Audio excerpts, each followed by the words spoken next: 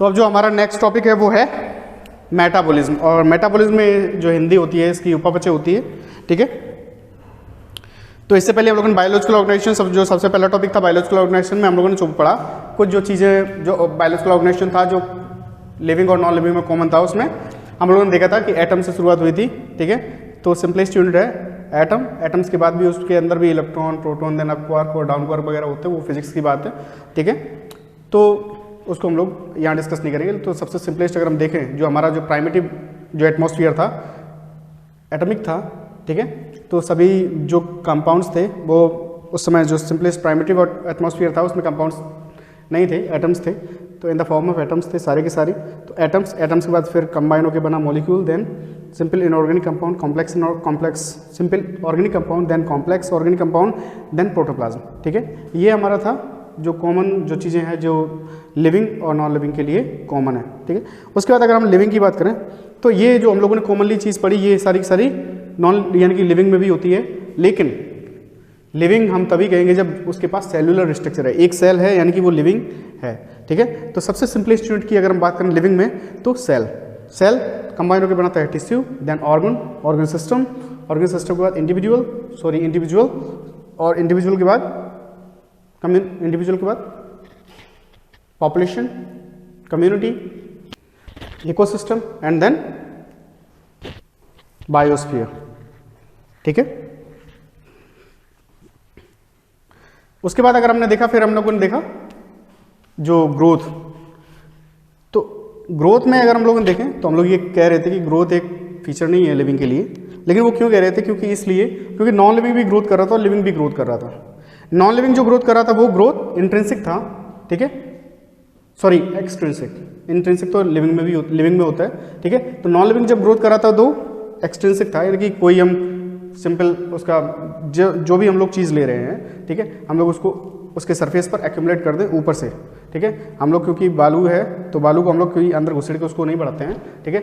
जो ढेर लगता है वो उसके ऊपर लगता चला जाता है, तो हम जो ग्रोथ होती है वो एक्सटेंसिक होती है। अगर बर्फ़ की बात करें तो जो पहाड़ों पर जो बर्फ़ पड़ती है, ठीक है, तो जो बर्फ़ होती है ऐसा नहीं है कि गिरती है तो अंदर घुसती चली जाती है ना। तो इसमें अगर हम लोग देखें तो ग्रोथ था वो इंट्रिंसिक था लिविंग में और एक्सट्रिंसिक था नॉन लिविंग में। हाँ, इसमें एक डिटरमिनेट और इनडिटरमिनेट की बात भी थी ग्रोथ में। तो इनडिटरमिनेट ग्रोथ जो होती है वो प्लांट्स में होती है क्योंकि वो throughout the life growth करते हैं, ठीक है, with the help of some special tissues known as meristem, ठीक है। उसके बाद अगर हम बात करें एनिमल्स में, तो एनिमल्स में जो ग्रोथ होती है वो एक एज तक आके उसके बाद रेस्ट्रिक्ट कर जाती है। हमने जो बताया था कि जो बोन्स होती हैं, बोन्स में जो टर्मिनल जो एंड्स होते हैं वहाँ पर स्पॉन्जी बोन्स होती हैं। स्पॉन्जी बोन्स जब यानी कि बोन में convert, spongy bones basically cartilage type का होता है, ठीक है। तो वो जब बोन में कन्वर्ट हो जाता है, बोन में बदल जाता है, उसके बाद फिर ग्रोथ नहीं होती है, ठीक है। तो वो एक पार्टिकुलर एज तक होती है। तो जो ग्रोथ था वो नॉन लिविंग भी कर रहा था, लिविंग भी कर रहा था, इसलिए ग्रोथ एक फीचर नहीं है लिविंग के लिए। अब अगर हम रिप्रोडक्शन की बात करें तो रिप्रोडक्शन भी एक कैरेक्टरिस्टिक फीचर नहीं था लिविंग के लिए। वो इसलिए क्योंकि जो रिप्रोडक्शन था उसमें कुछ पार्टिकुलर लिविंग ऑर्गेनिज्म थे वो ग्रोथ नहीं कर रहे थे, वो स्टेराइल थे, ठीक है। हाँ, ये डेफिनेट है कि जो लिविंग है तो उसमें अगर रिप्रोडक्शन कोई चीज़ कर रही है तो यानी कि वो लिविंग जरूर है। लेकिन हम लोग ये कहें कि हाँ लिविंग है तो रिप्रोडक्शन भी कर रहा होगा, ये चीज़ गलत है, ठीक है। तो लिविंग है तो रिप्रोडक्शन जरूरी नहीं कि वो कर ही रहा हो, ठीक है, स्टाइल भी हो सकता है। हम लोग उसमें देखा था क्लाइनफिल्टर सिंड्रोम और टर्नर सिंड्रोम। टर्नर सिंड्रोम जो होता है वो लड़कियों में होता है, एक एक्स क्रोमोसोम कम होता है। क्लाइनफिल्टर सिंड्रोम में एक एक्स क्रोमोसोम ज़्यादा होता है, वो भी लड़कों में होता है, ठीक है। यानी कि XXY होता है, 47 क्रोमोसोम्स होता है, और जो टर्नर सिंड्रोम होता है उसमें 45 क्रोमोसोम्स होता है, ठीक है। बाद बाकी फिर हम लोगों ने देखा हिनी है, म्यूल है, और उसके बाद फिर हम लोगों ने देखा था वर्कर बी वगैरह, ठीक है। तो बेसिकली क्या होता है इसमें कि क्रोमोसोमल जो एबनॉर्मेलिटी होती है, ठीक है, जो नॉर्मल जो क्रोमोसोम्स होते हैं, यानी कि कोई अगर नॉर्मल ह्यूमन बीइंग है तो उसमें 22 ऑटोसोम्स होंगे और 1 पेयर सेक्स क्रोमोसोम्स होंगे। 22 पेयर्स जो होंगे वो ऑटोसोम्स होंगे और 1 पेयर सेक्स क्रोमोसोम होगा, ठीक है। लेकिन जो स्टेराइल कंडीशंस होती हैं किसी भी मेल या फीमेल के लिए, उसमें या तो फिर 46 जो ये नॉर्मल क्रोमोसोम्स होते हैं, ठीक है, थोड़ा ऊपर नीचे होता है, ठीक है, एक आध ऊपर नीचे हो सकता है, ठीक है, डिलीशन भी हो सकता है और एडिशन भी हो सकता है क्रोमोसोम का, ठीक है।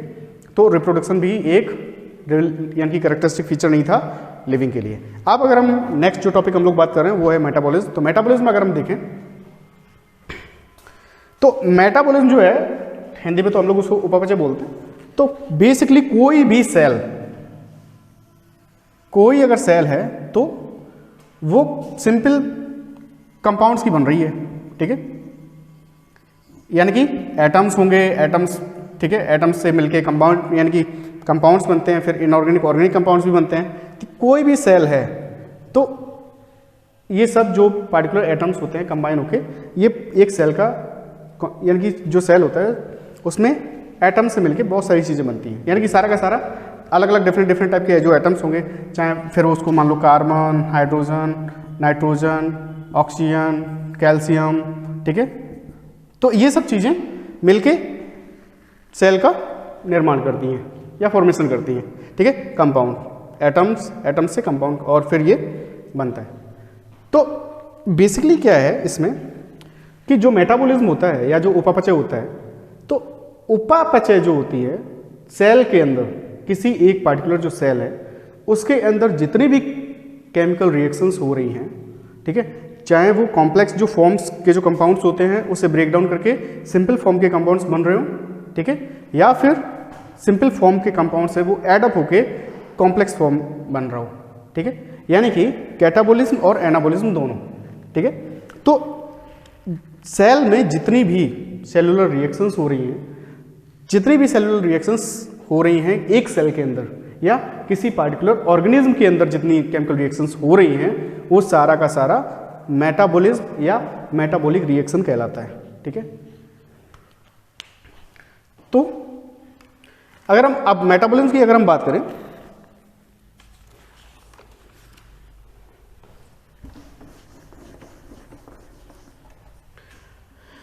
मेटाबॉलिज्म को दो पार्ट्स में हम लोग देखेंगे। एक है पहला कैटाबॉलिज्म, ठीक है, और दूसरा है हमारे पास एनाबॉलिज्म। अब कैटाबॉलिज्म अगर हम बात करें तो कैटाबॉलिज्म क्या होता है?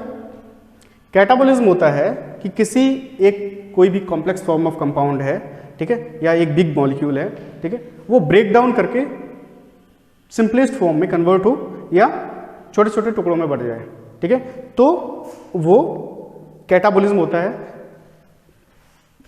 अगर इसको सही ढंग से देख लो तो केवल हिंट की वजह से लिख रहे हैं टूटना, ऐसा नहीं है बिल्कुल भी कि कैटाबॉलिज्म का मतलब यानी कि उसका मीन्स ही टूटना होता है, ठीक है, और इसमें जोड़ना केवल हिंट की वजह से, जिससे ये तुमको याद रहे, ठीक है।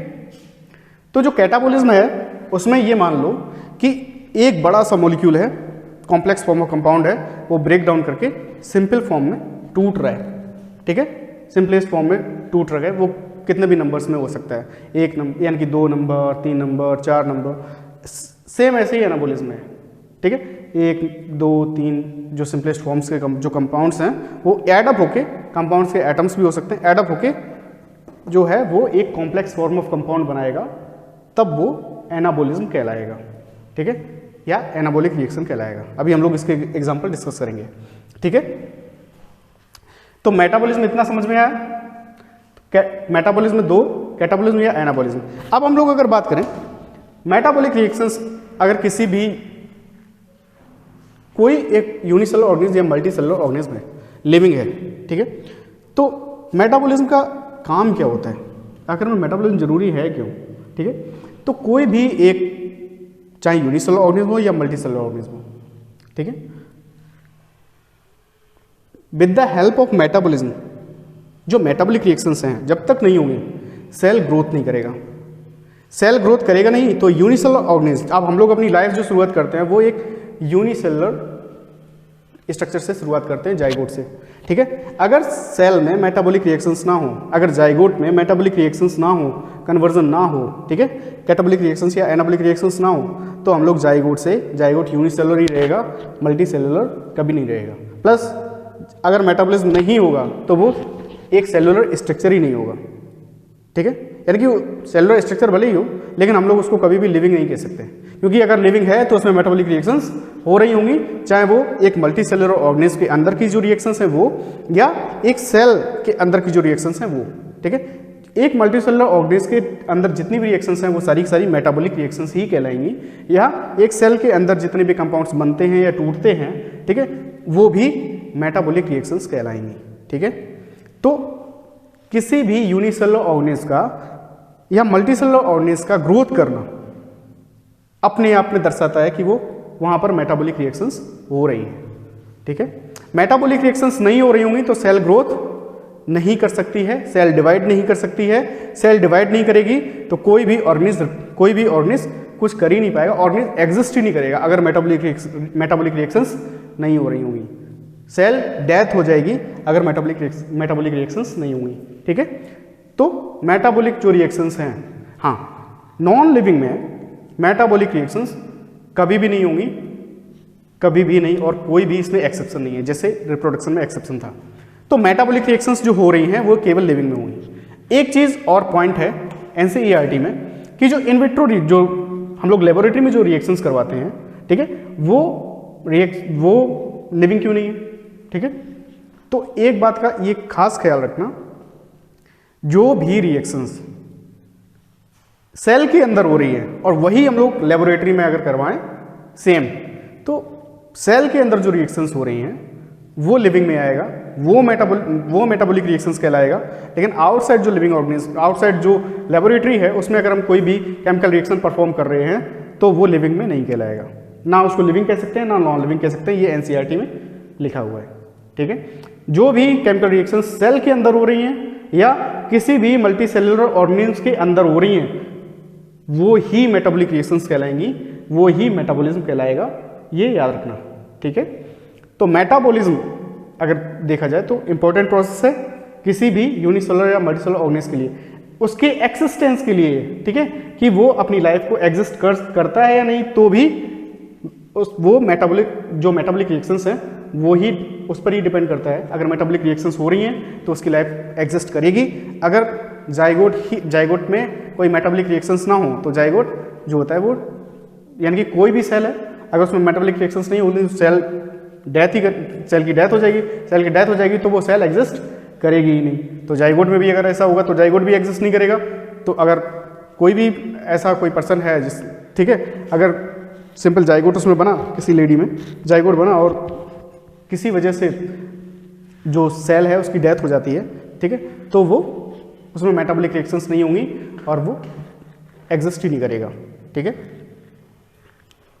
तो ये हो गया मेटाबॉलिज्म। अब अगर हम लोग एनाबॉलिज्म जो है ना उसके कुछ एग्जांपल्स अगर हम लोग डिस्कस करें तो इसमें सबसे अच्छा एग्जांपल जो है वो है फोटोसिंथेसिस। ठीक है, फोटोसिंथेसिस यानी कि प्रकाश संश्लेषण। ठीक है, with the help of photosynthesis जो प्लांट्स जो है ना वो क्या बनाते हैं अपने लिए फूड और हम लोगों के लिए ऑक्सीजन। ठीक है, अगर हम लोग रिएक्शन की बात करें एनाबॉलिज्म में जो होता है उसमें जो दो कंपाउंड्स होते हैं, जो सिंपलेस्ट कंपाउंड्स होते हैं वो एड अप होते हैं। ठीक है, ये याद रखना। तो अगर हम लोग इसकी फोटोसिंथेसिस की रिएक्शन अगर हम लोग देखें तो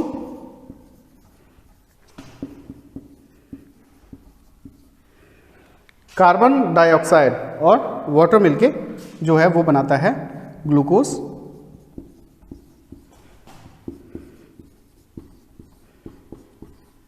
O2, ऑक्सीजन जो हम लोग लेते हैं। ठीक है, एक चीज इसका खास ख्याल रखना कि ये जो O2 है एनसीईआरटी में भी है, प्लस ये क्वेश्चन नीट में और एम्स में जो और जिपमर में जो मेडिकल एग्जाम्स हैं उसमें आया हुआ है। तो ये जो O2 है वो वाटर से निकलता है, कार्बन डाइऑक्साइड से नहीं आता है। ठीक है, ये याद रखना।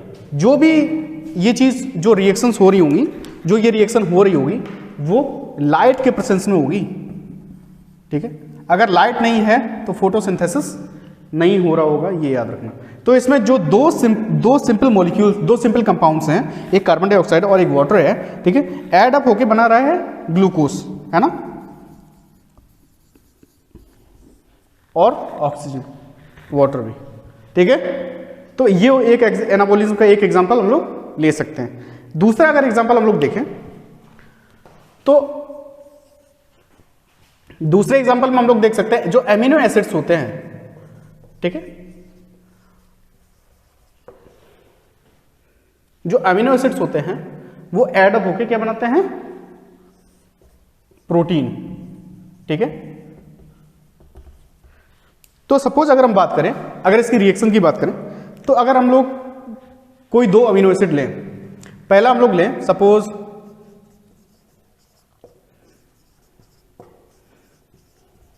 ये है हमारे पास ग्लाइसिन और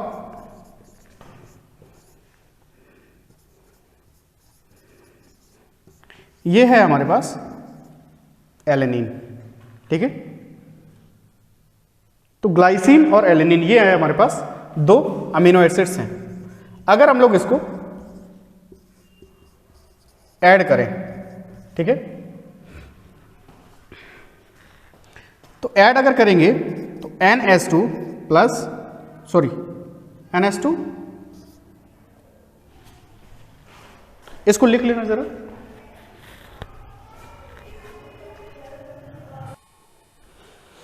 तो ग्लाइसिन और एलिनिन को अगर हम ऐड करें तो NH2 CH2 COOH प्लस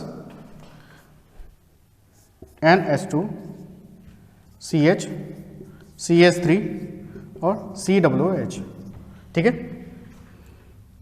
तो इसमें क्या होगा कि जब भी दो अमीनो एसिड्स जुड़ते हैं, कार्बोक्सिलिक एसिड से OH ग्रुप और NH2 से एक H, ये मिलके जो H2O होता है वाटर, ये निकाल लेता है, ठीक है। अब ये निकालने के बाद क्या बचता है, तो NH2 CH2 CO NH CH CH3 COOH, ये हमारे पास एक दो अमीनो एसिड्स को जोड़ दिया। ऐसे जो फर्दर जो नंबर ऑफ अमीनो एसिड्स होते हैं जुड़ते हैं और वो एक यानी कि एक प्रोटीन का कॉम्प्लेक्स स्ट्रक्चर बनाते हैं, ठीक है। ये जो CO और NH बॉन्ड है इसको हम लोग पेप्टाइड बॉन्ड बोलते हैं, ठीक है। और जब दो अमीनो एसिड्स जुड़ते हैं तो हम लोग उसको बोलते हैं डाईपेप्टाइड। डाईपेप्टाइड का मतलब अगर नाम से देखा जाए तो दो पेप्टाइड होने चाहिए, लेकिन यहां थोड़ा कंफ्यूजन होता है। डाईपेप्टाइड का मतलब होता है सिंगल पेप्टाइड बॉन्ड लेकिन दो अमीनो एसिड्स का एडअप होना।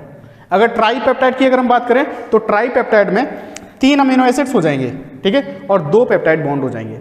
तो अगर नेम की बात करें डाईपेप्टाइड, ट्राईपेप्टाइड, टेट्रापेप्टाइड, पेंटापेप्टाइड, अगर बोले हेक्सापेप्टाइड तो सिंपलेस्ट एक कम कर देना। हेक्सापेप्टाइड में जो पेप्टाइड है वो तो 5 होंगे पेप्टाइड बॉन्ड, लेकिन हेक्सा का मतलब जो अमीनो एसिड्स हैं वो 6 होंगे, ठीक है। तो ये भी सिंपल है कि कारण जो दो कंपाउंड्स हैं, दो सिंपल फॉर्म ऑफ कंपाउंड्स हैं, एडअप होके एक कॉम्प्लेक्स प्रोटीन का स्ट्रक्चर बनाएगा। हमने तो यहाँ पे केवल दो बताए हैं, ऐसे डिफरेंट जो अमीनो एसिड्स हैं कंबाइन होके एक पूरा कॉम्प्लेक्स स्ट्रक्चर बनाते हैं, किसका, प्रोटीन का। अब एनाबोलिज्म में अगर हम लोग अगर तीसरा एग्जांपल अगर हम लोग देखें तो हम लोग देख सकते हैं जो न्यूक्लियोटाइड्स होते हैं, नंबर ऑफ न्यूक्लियोटाइड्स होते हैं वो एडअप होके एक पूरा पॉलीन्यूक्लियोटाइड चेन बनाता है, DNA बनाता है ना। उसके बाद देख सकते हैं कि जो ग्लूकोज होता है ना, ग्लूकोज से जब ग्लाइकोजन बनता है, ठीक है, ग्लूकोज से जब ग्लाइकोजन बनता है तो भी ये एक कॉम्प्लेक्स स्ट्रक्चर होता है, ठीक है, और ये एक ग्लूकोज स्ट्रक्चर होता है। एक ग्लूकोज, बहुत सारे ग्लूकोज मिला के जो अल्फा डी ग्लूकोज यूनिट्स होते हैं मिलके एक ग्लाइकोजन का स्ट्रक्चर बनता है। और जब भी ग्लाइकोजन बनता है तो इस पूरे प्रोसेस को हम लोग बोलते हैं ग्लाइकोजेनेसिस, ठीक है, ग्लाइकोजन का बनना, ठीक है, ग्लाइकोजेनेसिस, ठीक है। तो ये कुछ सिंपल जो कुछ एग्जांपल्स थे जो हमने आप लोगों को बताए, ठीक है। और ये जो भी रिएक्शंस हैं ये याद रखना मैंने कि कोई भी रिएक्शन NCERT से बाहर की नहीं ली है, ठीक है। बाहर की लेंगे तो दिक्कत होगी, ज़्यादा याद रखना पड़ेगा, ठीक है, और वो नॉन इंपॉर्टेंट होती है। और प्लस अगर हम लोग NCERT के ले रहे हैं तो कोई भी रिएक्शन कभी भी काम आ सकती है।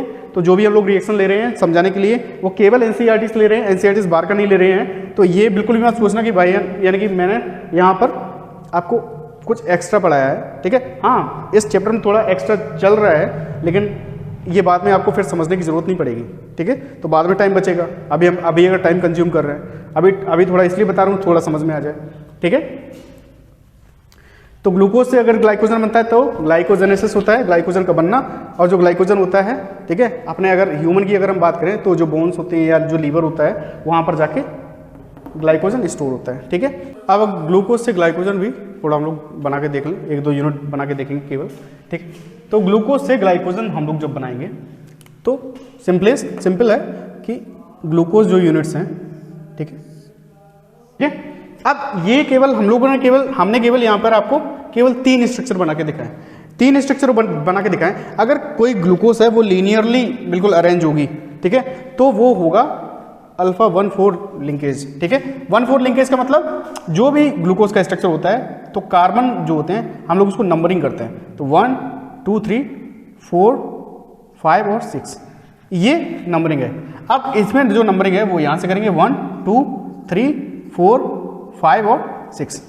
तो 1,4 लिंकेज का मतलब होता है, क्योंकि अल्फा डी ग्लूकोज यूनिट्स हैं तो अल्फा 1,4 यानी कि एक जो ग्लूकोज यूनिट है उसका फर्स्ट नंबर का जो कार्बन है उससे अटैच होता है, और जो दूसरा ग्लूकोज यूनिट होता है उसका 4th नंबर का जो कार्बन होता है वो अटैच होता है। तो एक बात का खास ख्याल रखना कि जब भी ग्लूकोज यूनिट या जो ग्लाइकोजन स्ट्रक्चर है वो लीनियरली अरेंज होगा तो अल्फा 1,4 लिंकेज होगा, और अगर ब्रांच स्ट्रक्चर में होगा, शाखाओं में बटा होगा, ठीक है, अगर ब्रांच स्ट्रक्चर में होगा तो अल्फा 1,6 लिंकेज होगा। अगर यहाँ पे अगर हम बात करें तो 1, 2, 3, 4, 5 और 6, तो 1 और 6 लिंकेज है और यहाँ पर 1 और 4 लिंकेज है। तो जो ग्लूकोज है वो ग्लाइकोजन में कन्वर्ट ऐसे होता है।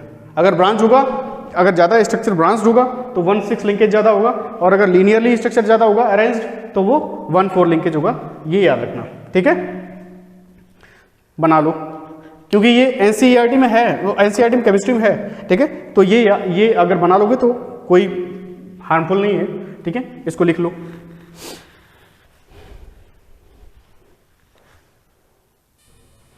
अब अगर हम लोग कैटाबोलिक रिएक्शंस की बात करें, अगर एग्जांपल्स की बात करें, तो जो कैटाबोलिज्म है उसमें जो चीजें हैं वो ब्रेकअप जो होता है ना वैसा वाला बिल्कुल भी नहीं, ठीक है, कंपाउंड्स वाला, ठीक है। तो जो ब्रेकअप की अगर हम बात करें तो जो कॉम्प्लेक्स जो फॉर्म के कंपाउंड्स होते हैं वो जब ब्रेकअप करके सिंपलेस्ट फॉर्म में टूटते हैं तो वो कैटाबोलिक रिएक्शंस कहलाती हैं, या वो कैटाबोलिज्म ही होता है। तो जो भी हम लोगों ने एनाबोलिज्म की बात की, जो एनाबोलिज्म में जो एग्जांपल्स थे उसकी अगर हम बात करें तो उसका जस्ट अपोजिट अगर हम करें तो वो कैटाबोलिक रिएक्शंस ही होएगा। सपोज हम लोग जो बना रहे थे वहाँ पर जो फोटोसिंथेसिस था उसमें बन रहा था CO2 + H2O एड अप करके ग्लूकोज और ऑक्सीजन और वाटर वगैरह बन रहा था। तो सिंपलेस्ट बिल्कुल सेलुलर रेस्पिरेशन में क्या होगा, ग्लूकोज + O2, ठीक है, और ये ब्रेक डाउन करके बनाएगा CO2, H2O और एनर्जी, ये सेलुलर रेस्पिरेशन, ठीक है। उसके बाद प्रोटीन और अमीनो, यानी कि वहां पर अमीनो एसिड से प्रोटीन बन रहा था, किसमें, जो एनाबोलिज्म था। लेकिन जो सिंपलेस्ट फॉर्म है कि प्रोटीन जो है ना वो अगर डिग्रेड होगा, टूटेगा, ब्रेक डाउन करेगा तो वो अमीनो एसिड में अलग अलग टूट जाएगा। ग्लाइकोजन, वहां पर ग्लूकोज से ग्लाइकोजन बन रहा था तो वो ग्लाइकोजेनेसिस था, ठीक है। लेकिन अगर ग्लाइकोजन से यहाँ पर जो ग्लाइकोजन है वो ग्लूकोज में कन्वर्ट हो रहा है, ठीक है। ये जो कंपाउंड्स हैं वो कॉम्प्लेक्स फॉर्म है, लेकिन बाद बाकी जो इससे बन रहे हैं, टूट के जो निकल रहे हैं, वो सिंपलेस्ट फॉर्म के कंपाउंड्स हैं, ठीक है। तो ग्लाइकोजन जब ब्रेक डाउन करता है तो वो जो प्रोसेस होता है उसको हम लोग ग्लाइकोजिनोलाइसिस बोलते हैं, ठीक है। लाइसिस मीन्स होता है स्प्लिट करना या टूटना, और ग्लाइकोजन तो हम लोग देख ही रहे हैं, ठीक है। तो ग्लाइकोजन किस में टूट रहा है, ग्लूकोज यूनिट्स में। माल्टोस ग्लूकोज + ग्लूकोज, ठीक है, 2 ग्लूकोज में टूटता है। ये एक डाइसैक्राइड है और ये दोनों ही डाइसैक्राइड्स हैं, ये एक क्या डाइसैक्राइड, ठीक है। और अगर हम लोग बात करें लैक्टोज की, तो लैक्टोज जो है वो ग्लूकोज और गैलेक्टोज में ब्रेक डाउन कर रहे हैं। तो आई होप कि कैटाबोलिज्म, एनाबोलिज्म ये चीज़ें आपको समझ में आ गई होंगी, मेटाबॉलिक रिएक्शंस समझ में आ गई होंगी। कोई भी लिविंग ऑर्गेनिज्म है अगर उसके पास सेल है तो मेटाबॉलिज्म वहाँ हो रहा होगा, मेटाबॉलिक रिएक्शंस हो रही होंगी, ठीक है। उसके बाद फिर चाहे वो कैटाबॉलिक रिएक्शंस हो या एनाबॉलिक रिएक्शंस हो, कोई चीज़ अगर बन रही है तो वहाँ पर एनाबोलिक रिएक्शंस ज़्यादा होंगी और कैटाबोलिक कम होंगी। लेकिन अगर कोई चीज़ खर्च हो रही है, टूट रही है, ठीक है, खत्म हो रही है, डीग्रोथ हो रहा है, तो वहाँ पर कैटाबोलिक रिएक्शंस ज़्यादा होंगी और एनाबोलिक रिएक्शंस कम होंगी। और अगर कोई चीज़ ग्रोथ कर रही है तो वहाँ पर एनाबोलिक ज़्यादा और कैटाबोलिक कम। ठीक है, तो ये चीज़ें हम लोगों ने ग्रोथ में शायद पढ़ा था। ठीक है, तो ये आई होप ये समझ में आ गया होगा। ठीक है, तो कोई भी क्वेरी है तो पूछ लेना। ठीक है, थैंक यू, और ये नोट डाउन कर लो।